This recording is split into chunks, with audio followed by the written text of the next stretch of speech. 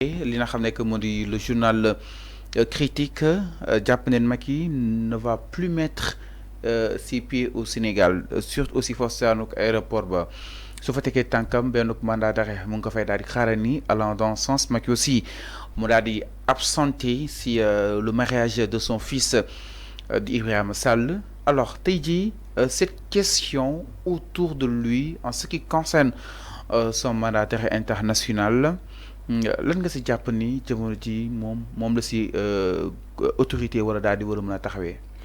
waaw d'abord damay def benn analyse globale en tout cas dans l'histoire politique sénégalaise en tout cas précisément ci suñuy njiit nga xamante ne même dans la sous-région pratiquement c'est le même constat.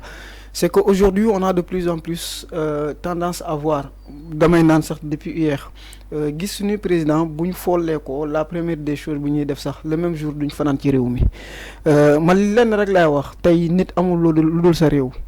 On suppose que supposition la que président de la République il est censé être la personne la plus patriote du pays.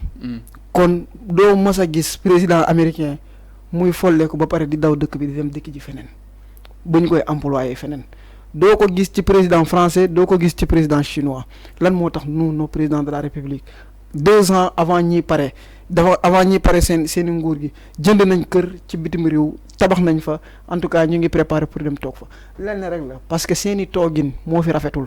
Je pense que tey la question de Macky Sall Macky mën na ñëw Sénégal gars dañuy wax rek ba fii ñu toll nii il n'y a pas une démarche juridique sérieuse boo xamante ne lancé nañ ko en la personne de Macky Sall contre la personne de Macky Sall. tey gouvernement bi ba léegi attaqué gul Macky Sall. bu ñu wax dëgg rek te yàlla tax. mandat d'arrêt bu ñuy wax mandat d'arrêt man de gisuma ko. ba léegi mandat d'arrêt bi génnagul mais mandat d'arrêt bu génnul.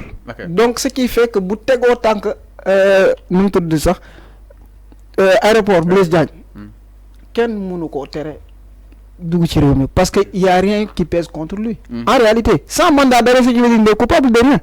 La justice ne l'interpelle pas donc ci cas de figure boobu kenn mënu koo woo wala kenn mënu koo arrêter.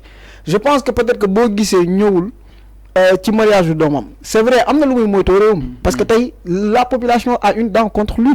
Même si le pouvoir est en train de faire des calculs politiques parce que aussi gis nga s'attaquer à un ancien président c'est à la fois juridique que politique. te tey fu mu ne nii les calculs politiques surtout la question de Macky Sall moo gën a intéressé le gouvernement en place. Aujourd'hui s'attaquer à un président de la République ça suppose de mettre certaines choses sur pied. Parce que tey juridiction bu koy jàpp est-ce que cette juridiction là est fiable est-ce que les bonnes personnes sont nommées à la place qu'il faut est-ce que par exemple da ngay remonter sax même le conseil supérieur de la magistrature est-ce que organigramme conseil supérieur de la magistrature est-ce que tout est en place pour que tey ñu mën a entamer une telle procédure parce que bu déclenché le procès peut durer des années on ne sait pas. Maintenant man yaakaar naa ni actuellement Macky bu ko neexoon en tout cas juridiquement par là il peut mettre les pieds ici au Sénégal parce que amul benn plainte boo xamante ne day peser wu kawam. Mais d'après ce journal toujours Macky risque de ne plus mettre ses pieds dans ce pays. Alors li mu si wax nii retour à Dakar n'est plus dans les plans du plan de Macron. Fichier irrecevable, c'est-à-dire son fichier donc est irrecevable. Aussi, il y a une alerte maximale AIBD où il sera cueilli comme une feuille morte à sa descente de l'avion. Alors donc cependant, selon le journal critique Bataille, l'ancien chef de l'État est sous le coup d'un mandat d'arrêt international. En tout cas, ce fichier c'est irrecevable toujours d'après li nga xam ne que moo di ce journal bu nu mel est-ce que ay chance am ñëwaat fii Sénégal minimum quand même. Bon parce que bu ñu jëlee ci exemple Abdou Diouf bu mu follee ko presque li muy teg tànk Sénégal fii bëriwul Abdoulaye Wade xëy na moo fi gën a bëri tànk Senghor bon yàlla na suuf sedd kaw moom presque bi mu follee ko presque li ci des ci dundam yi presque Paris France la ko def Paris maintenant en tout cas il peut demeurer à l'étranger comme ça le chante mais ce qui est sûr Macky Sall est très lié au Sénégal sa différence aux autres présidents c'est que lui ses enfants sont mariés ici au Sénégal. Lui, il a une femme sénégalaise qui a des familles ici au Sénégal. Macky, quoi qu'il en soit, tôt ou tard, il mettra ici les pieds. Maintenant, journal de beaucoup de article beaucoup lire. En tout cas, première phase, il dafa nek dans l'affirmation. Dafa nek dans le questionnement. Voilà, nekul dans l'affirmation, ce qui fait que là, dafa nek ci supposition que mën na am benn mandat d'arrêt boo xamante ne moo koy xaar bu wàccee. Loolu y a rien de sûr, rien de certain. Mais boo ñëwee aussi ci dernière phrase am. mu ngi wax ni Macky Sall est sous le coup de mandat d'arrêt international. Foofu noonu nag je pense que peut-être que njumte am na fa parce que mandat d'arrêt international bu ñu ko lancé contre Macky Sall Sénégalais nañ ko yëg. ñëpp ko yëg et au-delà de sa tension diplomatique dina ñëw parce que le Sénégal voudra que la France extradite Macky Sall te France du nangu loolu. Maintenant nag moo tax mais duñ ko nangu. Pourquoi nga jàpp ni Macron du nangu. Macron bu demee ba nommer Macky Sall c'est pour le protéger contre la juridiction sénégalaise.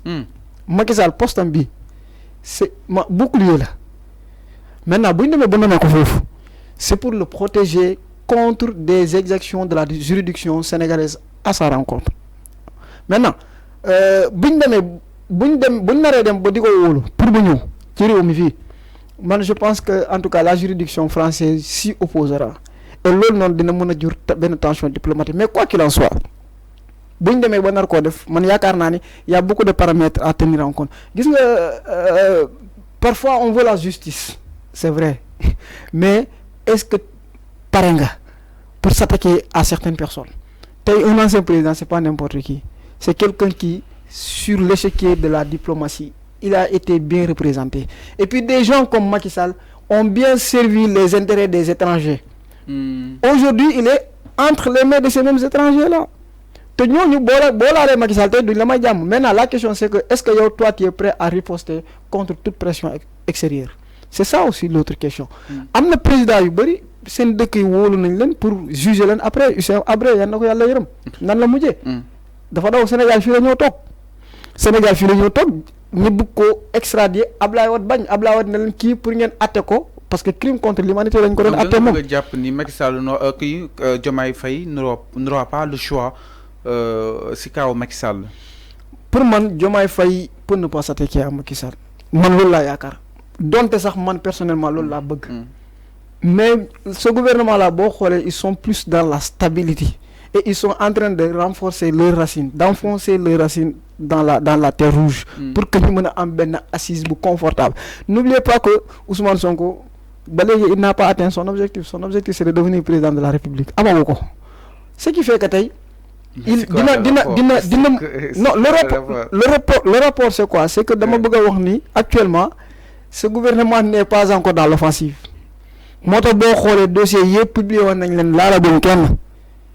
la semaine dernière, plus de 83 nominations. 82 nominations. Pour voir le gouvernement est en train d'enfoncer ses racines dans la terre rouge. C'est pour que nous ayons une assise confortable.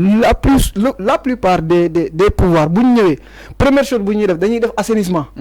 Pour faire pour cette. C'est un homme de confiance. Nous sommes confortablement assis si nous commençons à attaquer certains dossiers. Les renégociations contrats, nous avons dit action concrète. Le pouvoir est en train de s'installer et Macky Sall, en tout cas dans la démarche juridique, quand il faut pêcher un gros poisson, nga xamante gros poisson bi mën na ma créer ay problème da ngay xool benn jën bu ndaw boo xamante ne xaaw na koo sësu kooku noonu ngay teg pression di ko teg pression juridique ba mu yoole ki nga soxla le plus souvent c'est comme ça que les États marchent.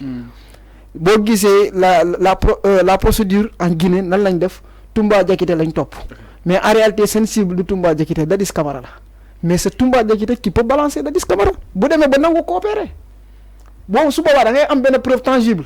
boo xamante mën nga ko attaquer te gouvernement bi keroog xam nga man kañ laa nangu ne bëgg nañ attaquer Macky Sall keroog bu ñu demee ba faxas la loi d'amnistie. Tant que la loi d'amnistie n'est pas remise en cause jàpp ne Macky Sall est en sécurité. Mais parce que loi d'amnistie boobu c'est évident vu que mun ñoo am bataille majorité forcée ak Assemblée nationale c'est évident que ni loi d'amnistie bu ni mel muy wéy ba tey.